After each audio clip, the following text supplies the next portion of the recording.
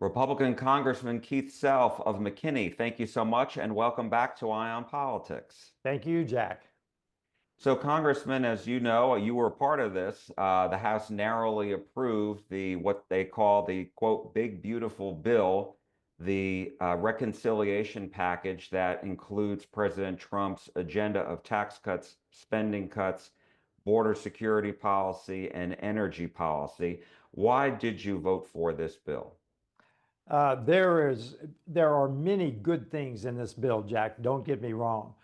There are some flaws in it, but there are many good things, starting with those tax cuts that you just talked about.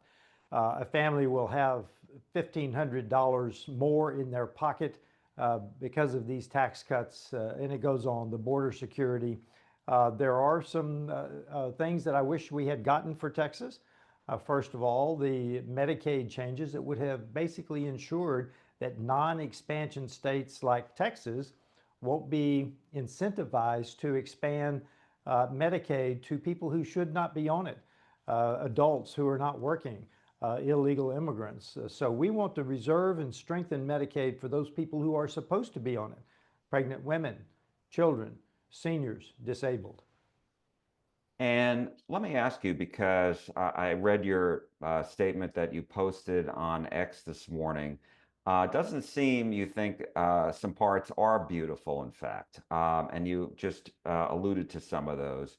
And so I'm wondering, what did you push for? And did you meet with President Trump at all to try to get what you wanted out of this bill? Yeah, a small group of us went to the White House yesterday afternoon. We sat down with President Trump, his chief of staff, Stephen Miller, his legislative affairs folks, and the director of the OMB, Russ Vought. And my part in the conversation was to try to get enough in the bill so that Medicaid expansion would not even be attractive to the state of Texas. And so what happened? What came as a result of your meeting? Well, we got a few wins, not enough for us to be assured that Texas will not be at least tempted to go into Medicaid expansion. But I tell you, Jack, as long as the lieutenant governor stands strong in the Senate, the Texas Senate, I don't think there's much of a chance given the few wins that we did get. And so let's break down some of this because obviously there was a lot in there. As far as the spending cuts on Medicaid, um, did the program still grow? In other words, I understand there were cuts, and Democrats say there, I believe, going to be more than 8 million people booted from this program, but the growth, there's still, I believe, and you correct me if I'm wrong, a 3% growth in the Medicaid budget. Well, over 10 years, you're looking at a 25% growth in Medicaid over 10 years. Now, those people that you talk about being booted off of Medicaid, Medicaid was never intended to service them. These are the working aged adults who are not working, who are playing their video games, cashing their government checks. These are excuse me, these are illegal immigrants who should not be getting Medicaid in the first place. So we need to be very careful when we talk about who's getting booted off of Medicaid. We want to preserve Medicaid for the very people that it was meant to serve. Now, this was allowed though, right? This isn't something where, I mean, these are other states that have expanded Medicaid, many of them Democratic states, but also Republican states.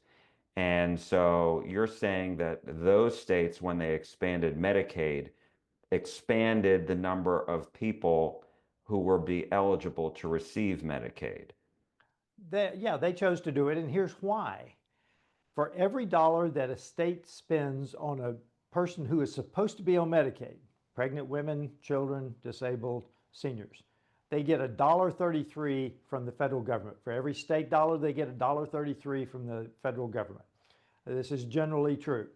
From the federal government, for those people who are not originally meant to be on Medicaid, that we're getting $9 for every dollar that the state spent. 9 to 1, 7 times more for those people who should not have been on original Medicaid. Why is that? Was put in place by Democratic presidents to entice people towards socialized medicine. Because if the last 10 states who are not expansion states in the United States go ahead and expand into Medicaid, we will be an inch away from true socialized medicine. So, and you're talking about states like Texas, which you mentioned before. Correct. So I'm wondering then, does this bill, those are the 8.6 million people, are those people going to be booted from the program? We are incentivizing states that are not expansion states to stay non-expansion states, and we're incentivizing in there with the funding caps. It gets a little complicated, but we're incentivizing them not to add any more. So yes, that's the yin and the yang of non-expansion states and expansion states. So, in other words, if I understand you correctly, the 8.6 million people that the Democrats say are going to be kicked out of the program, that would be the 8.6 million people eligible in states like Texas and Uh, other non-expansion states, or are these real people in the other states that will These now are be kicked these off? are these are real people in the other states, the expansion states primarily. Now, Texas may have some illegal aliens on Medicaid. I'm not saying that they don't have some, but primarily we're talking about the expansion states. And yes, and then there's this term we've been using this week about churn, because they believe as the churn happens, their numbers will go down just naturally. So that's one aspect of the incentive for the expansion states not to add these non-working adults onto Medicaid. And so, what do you say to Democrats who are upset about this, saying the government is kicking these people off, Medicaid? What are they supposed to do for health care now? They're supposed to go to work, get a job, contribute to the economy, feel the value of work, the dignity of work, and then they will have a salary for which they will do as every working family in America does. They will find a way to pay for health care. But that's the point. We want them in the economy, contributing to the economy, contributing to the workforce. So, if this is happening, will this sounds like it's going to save the government money, but you still don't seem to think that it goes far enough. Oh, no, we could have done far more. We had, and it gets a little technical, we had the provider tax. It is basically a money laundering scheme between the states and the hospitals to get more federal dollars. We have the FMAP, which is what I referred to, the 9-to-1 match. So there are other things that we could have done to strengthen the program. Uh, but according to leadership, the moderate Republicans would not have voted for it. Therefore, we didn't get it. So let's talk about the tax cuts. This extends the tax cuts that were approved during the first Trump administration in 2017.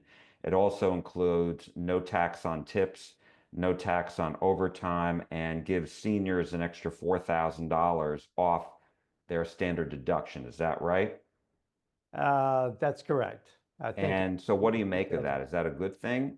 the Because tax cut extension is absolutely mandatory. As I've called it, that is the crown jewel of this whole bill. Because if we had not extended those tax cuts, families would have seen a $1,500 increase in their tax bills. So that was the absolutely mandatory element of this entire bill, this entire reconciliation bill. Now, those policies that you just alluded to, those were President Trump's policies that he wanted in this bill, and we were able to get him in there. But again, this bill spends too much money over the next 10 years. We'll have to deal with that. You see the bond market, people buying our debt, which we have to have people buy our debt as it rolls off. That's an indicator that the markets believe we are too far in debt. And so let me ask you, before we get to the debt, because you did say that this potentially is going to increase the debt. I wanted to ask you the no tax on tips, no tax on overtime, and the 4,000 extra for seniors on the standard deduction. Those are not permanent, right? Those are just temporary for like the duration of the Trump administration. They are, it's either 4 or 5 years. I'd have to go back and look, Jack. You may know more about it because I haven't looked at it recently. I didn't look at the manager's amendment that closely. So I believe that you were right. It's either 4 or 5 years. So those are those are programs that are going to cost us a lot of money. I know President Trump wanted them, and we got them into the bill, but make no mistake about it, those are costly programs. And as far as the debt is concerned, given all this, what would you like to see done? Because it's very easy to, as we've seen, it's very easy to talk about, hey, we need to get the deficit down. But when you actually put pen to paper and put it into bill, it's not so easy to achieve. Well, understand that this reconciliation bill basically finishes off policies for FY25 that we're in. Now, the skinny budget that you may have heard about that President Trump has sent to us, we are marking bills toward that now. Now that we have the reconciliation bill, we'll have these policies to put into FY26. So, with the $163 billion that the skinny budget, as the president called it, sent to us, plus these new policies, hopefully there will be more savings than just the 163 billion. But you have to understand, we added border security money, we added defense money. So there were some committees that expanded and increased their spending. So we'll have to see how this plays out now that we have the reconciliation bill passed, how it then marries to the skinny budget that President Trump sent to us for the FY26, which starts in October, how that will work out. Excuse me. And then let's talk about this $12 billion that was added to the border security bill, I believe. This was an amendment, and this is what Governor Abbott and the Texas Republican delegation had asked for. So $12 billion is now included to reimburse border states or reimburse any state like Texas who spent money during the Biden administration to secure the border or help Texas secure the border. So, was this something that was brought up yesterday during the conversation with President Trump, and was this added during that meeting? It was not added during that meeting. It had been added previously. This was a Michael McCall led initiative. Now, Texas had asked, Governor Abbott had asked for $11.1 billion. Now, this is for general border charges that Texas incurred because the federal government would not do its job. So Texas taxpayers, the people who are watching this show, they paid for what should have been done by the federal government. That's why this amendment was added, because Texas has paid for federal government a job that should have been done by federal government. And so, do you think Texas will get the $11.1 billion that Governor Abbott has asked for? I know there's only 12 billion that's part of this. I suspect it'll be real close, Jack. I don't know the other states' charges, but I will tell you they are very minor compared to Texas. Governor Abbott took the bull by the horns, secured the border, as you know, as best he could, and now he has asked for repayment, which we've approved. So I suspect if it's not exactly 11.1 billion, it'll be darn close. Now, let me ask you, because we have heard Democrats say, there are Medicare cuts in this bill, there are cuts to Social Security, or at least there are cuts to the Social Security's budget, and because of, staffing reductions, et cetera. So what can you tell me about this? First of all, Social Security was not even allowed by law to be put into the reconciliation bill. There is no mention of Social Security in the reconciliation bill. Medicaid, we've already had that discussion. So anything that you're talking about Social Security, those are cuts that are being made by the administration right now, basically against the fraud, waste, and abuse. People that come to me, and I've had some of my constituents come and say they're having problems with the Social Security office. And look, the Social Security offices have had problems long before President Trump got into office. This is not new. as we peel back the waste, fraud, and abuse, the core functions should improve. Now, that'll take time, of course. So that is working, but again, it's not part of the reconciliation bill. And what about Medicare? Medicare, I don't remember any changes to Medicare in the reconciliation bill. We were totally focused on Medicaid. In fact, I think that President Trump, in fact, I know President Trump said we're not going to do Medicare in the reconciliation bill. And my last question to you is just about the assassination of these two Israeli embassy employees last night in Washington by a man who shouted "Free Palestine." What's your reaction to this? Well, you reap what you sow. The Democrats in this town have been very vocal with their support for Hamas, their support for this saying, from the river to the sea, free Palestine. They've been very vocal. And so you reap what you sow. And that's what we've seen, that's what we saw happen last night. It is a tragedy beyond description. It is terrorism against the Jews, which has been going on for millennia. And last night it came to D.C. So we need to make sure that everybody understands when you talk about free Palestine, when you say the words from the river to the sea, what you're saying. This is very akin to the Comey rocks on the beach, 86-47. That is as clear a call for taking out President Trump as any. It's the same thing. Words have meaning. They energize people. Is it fair to blame Democrats for this? Our whole culture is so yes, loud, but the Democrats are the ones that are absolutely pushing this. Absolutely, I have no problem whatsoever blaming the Democrats in this town. Remember, it happened in D.C. D.C. has been the heartbeat, and the Texas viewers of this program need to understand. We've been dealing with these Hamas organized riots here or gatherings here. They've taken over the Cannon Rotunda once.